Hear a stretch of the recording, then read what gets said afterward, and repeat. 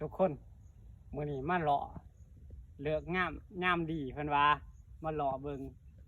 ว่าสิเฮ็ดปวกสิเกิดเซยทุกคนเบิ่งนี่มาเลาะเบิ่งเด้อนี่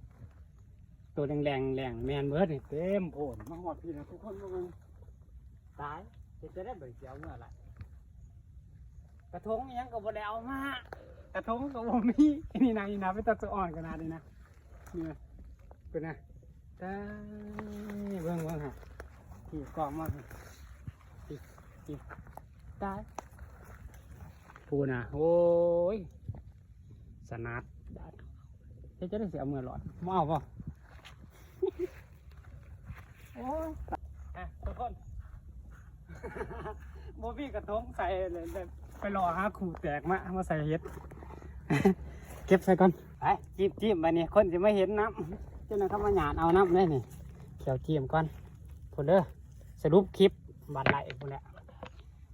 ไปจิ้มก่อน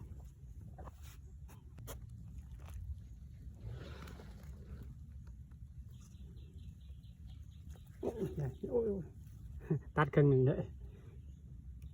นี่ได้แล้วมาทุกคนได้ซ้ำนี่แหละเด้พอแกงคือเก่านึกว่าสิหลายสุดท้ายไหลซ้ำแกงคือเก่านี่เป็นนี้หลอกงามอยู่ดอกบานก็งามดอกจุ่มกะงาม